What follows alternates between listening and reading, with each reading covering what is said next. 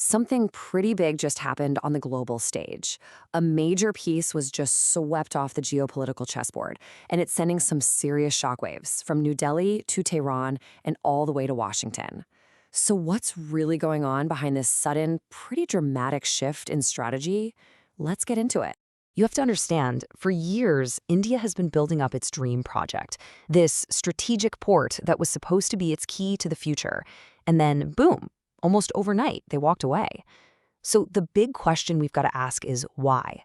What could possibly be powerful enough to make India abandon its single most important strategic project in the entire region?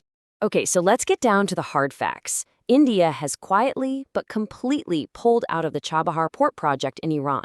They transferred around $120 million, which basically settles the books and ends their commitment, leaving New Delhi with, and I'm quoting here, no liability. It's a clean break. And man, it happened fast.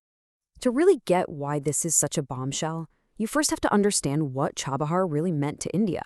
I mean, this was never just a port. For India, this was a grand strategic vision.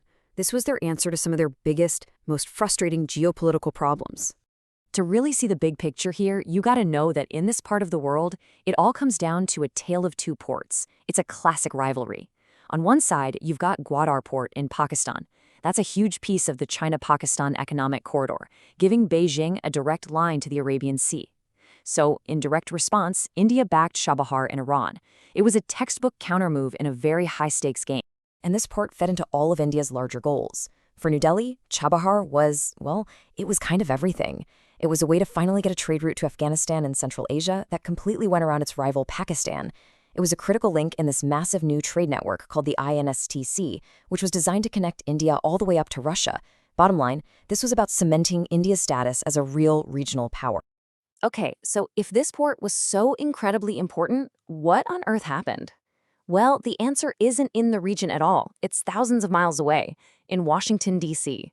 You see, India wasn't pushed out by a local rival, it was squeezed out by its own strategic partner. And the pressure, it mounted incredibly fast. It all kicked off in September 2025 when the U.S. slapped sanctions back on the port. Now, Washington gave India a little breathing room, a temporary 6-month waiver to wind things down. But then came the hammer. On January 12, 2026, President Trump dropped a new, devastating threat. And just like that, India was caught between a rock and a very, very hard place. And this was the threat, a potential 25% tariff. We're not talking about a tariff on a few specific items. No, we're talking about a tariff on all of India's trade with the United States. For any country, that's a massive economic weapon. For India, it was a potential catastrophe. So it all came down to a really simple, really brutal calculation for India. On one hand, you've got its trade with the United States, its single largest export market. On the other hand, you've got its trade with Iran, which is worth about $1.6 billion a year. When you just look at the raw numbers, the choice, as painful as it was, becomes, well, brutally clear. And honestly, this quote from the source material just sums it all up perfectly. It was simply economically untenable. The risk was just way too high, and the strategic dream of Chabahar had to be sacrificed for the cold, hard economic reality of today. But a move like this doesn't just happen in isolation. India pulling out of Chabahar has set off a chain reaction. It's basically reshuffled the deck, creating a whole new power game with new winners and new losers all across the region. So let's break down the fallout. Who wins and who loses in this big shakeup? Well, for India, it's a pretty clear strategic loss. For Iran, it means losing a key and pretty reliable partner. And who stands to gain from all this?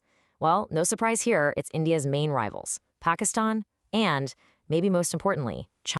You know, this whole event really shines a light on a core idea in Indian foreign policy, this concept of multi-alignment. The whole idea is to balance relationships with everyone, the US, Russia, Iran, without getting tied down to any single one. But this is where that independent approach slammed into a brick wall. Being forced to choose by the US shows that when push comes to shove, you can't always keep everyone happy. Sometimes you just have to pick a side. And let's look at this from the other side of the border. From the perspective in Pakistan, analysts there are seeing this as a major win. They're arguing it cuts down Indian influence in the region, especially in Afghanistan, which now loses its non-Pakistani trade route to India. They also claim it undermines support for Baloch nationalism, which is a big security issue for both Pakistan and Iran. So with India out, there's this massive strategic vacuum at Chabahar. And there is one country that is perfectly positioned, and more than willing, to step right in and fill that void. And in doing so, they could deliver a kind of checkmate in this regional great game. The key difference here really boils down to one word: vulnerability. India is vulnerable to U.S. pressure because its economy is so deeply intertwined with the American market. China, on the other hand, is largely resistant. It's already weathered years of U.S. sanctions and tariffs, and this is critical, it's also Iran's biggest customer for oil. Beijing just doesn't have to make the same painful choice that New Delhi did. This quote from a regional analyst really gets to the core of Iran's new reality. From their perspective, they know only two countries can really stand up to American pressure: Russia and China. But when it comes to pure economic muscle, it's only China. So after watching India fold under that pressure, it's only natural that Tehran would pivot to a partner it sees as way more reliable and, frankly, sanction-proof.